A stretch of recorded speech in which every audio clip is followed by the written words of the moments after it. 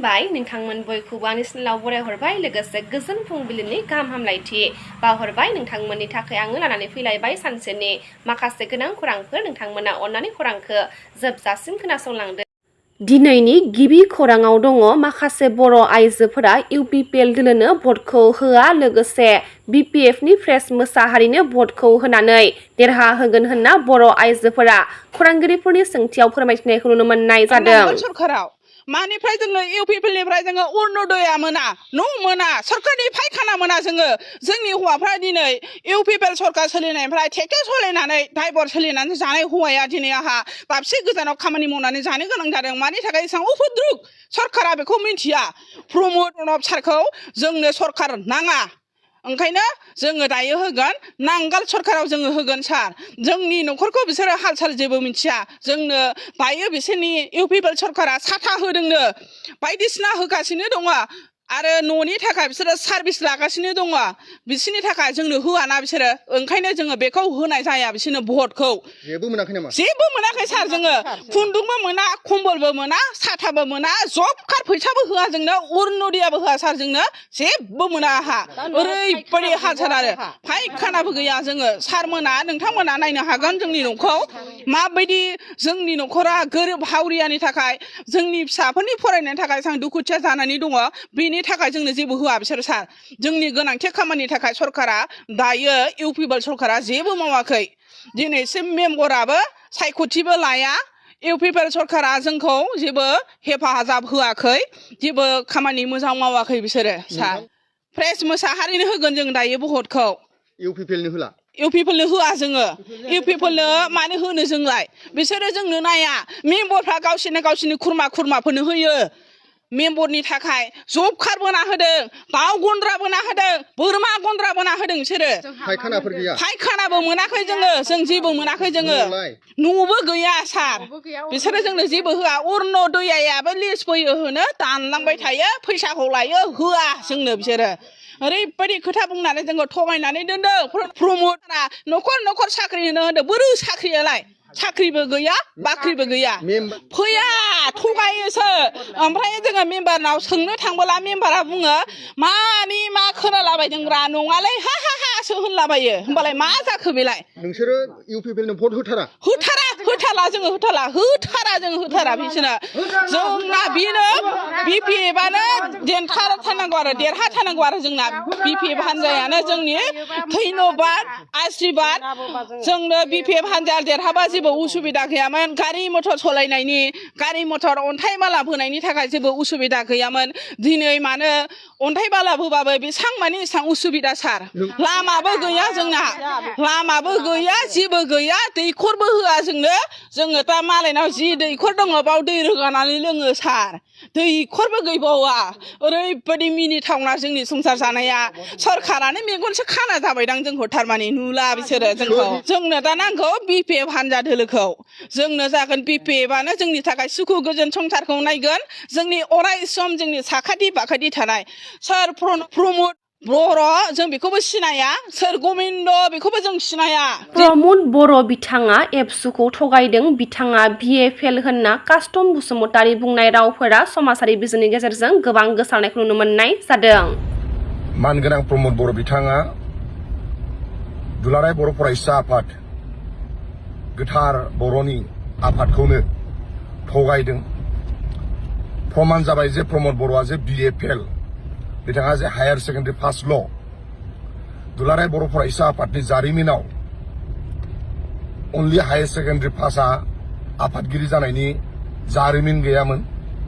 प्रमद बर'आ जेला एबसुआव दङ गावखौनो बिए पास होनानै गावखौनो ग्रेजुवेसन खालामनाय होननानै जोंनि सिगाङाव बुंनानै लादोंमोन।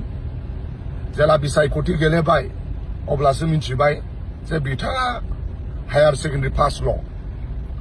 दुलाराय बर' फरायसा आफाद गोथार आफादखौनो प्रमद बर' बिथाङा गावखौ बिए पास होननानै आफादगिरि दायित्वखौ लाबोदोंमोन। थारमाने दुलाराय बर' फरायसा आफादखौनो बिथाङा थगायदों। दुलाराय बर' फरायसा आफादखौ थगायनाय माने बर' हारिखौनो थगायनाय। आरो दुलाराय बर' फरायसा आफादनि जारिमिनाव फ्राय बिए पासआसो प्रेसिडेन्ट सेक्रेटारि मोनो। मानाव गेदेर जोंहा सोमला बसुमतारी सार बिथाङाबो BA पास उरखावगोरा BA पास रोनगोरा BA पास बेनिफ्राय रबिराम नार्जारी सार बिथाङाबो BA पास बा सोरबा सेक्रेटारि जाबोनाय बिथांमोनाबो सब BA पास प्रमद बर' बिथाङाल' गावखौनो BA पास होननानै लादोंमोन नाथाय बिसायख'थि गेलेनायाव प्रमान जाफैबाय बिथाङा अकल हायार सेकेन्डारिल' पास दा जाय सुबुङा दुलाराय बर' फरायसा आफाद गोथार आफादखौनो मिसा खोथा बुंनो हायो जाय सुबुङा दुलाराय बर' फरायसा आफादखौ मिसा खोथा बुंनो हायो बे सारा बर' हारिखौ मिसा खोथा बुंनो हायो सारा बुहुमनि मानसिफोरखौ मिसा खोथा बुंनो हायो दिनै दुलाराय बर' फरायसा आफादखौनो मिसा खोथा बुंनानै BA पास बुंनानै 10 बोसोर 11 बोसोर प्रेसिडेन्ट दायित्वखौ लाबोदों बेबादि मानसिखौ सोर बिसास खालामनो नांगौ दा बेबादि मानसिखौ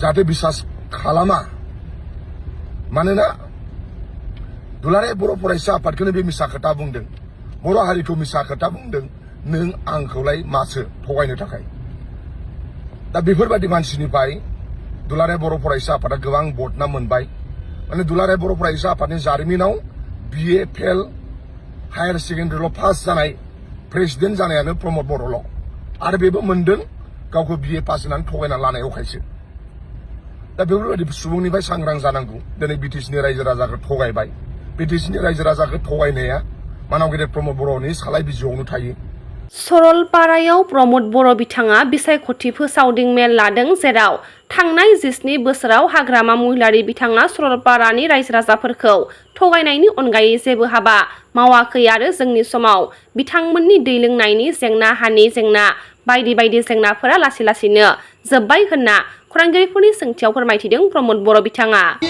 गावनि थाखाय रां रुफानि पाहार बिथाङा बानायनो हायो बैखौसो बिथाङा नोजोर होयो गोरिब गुन्द्राया मोनजादोंना मोनजायाखै फरायसाफ्रा फरायनो हादोंना हायाखै बेरामिफोरा बेराम नायजानो हादोंना हायाखै बेफोरखौ लानानै हाग्रामा महिलारिया जेबो सिन्ता गैया दा नंखायनो आइ आफा रायजो राजा होनदोंमोन दिनै खौसे जाबाय हाग्रामा महिलारि बिथाङा साइडआव थाबाय नाथाय बर'नि मैखोम दैदेनगिरिफ्रा दिनै सामाजिक भाबेनो जा राजखान्थि भाबेनो जा दिनै खौसे जाबाय मोनाबो बुजिगोन आरो जों खौसे जाफिननानै दिनै जाय समस्थिया देरहाखानानै दङ बेवहाय इसेबो 1% लोर सोर जायाजासे जों खौसे गसंथानानै कमसे कम 10 निफ्राय 15,000 भटनि डिफारेन्सआव हाग्रामा महिलारि बिथांखौ फेजेननानै चिरां दुवारखौ देरहानानै चिरां दुवारखौ फिन खेबसेबाव जौगासार समष्टि दानायाव नोंथांमोना बयबो आवगायबोगोन आं बेखौ खावलायदों चिरांनि बिजनीयाव सासे हिनजावसाखौ जिनाहारि खालामनो नाजानायनि अजदाव दुंहाव थासारि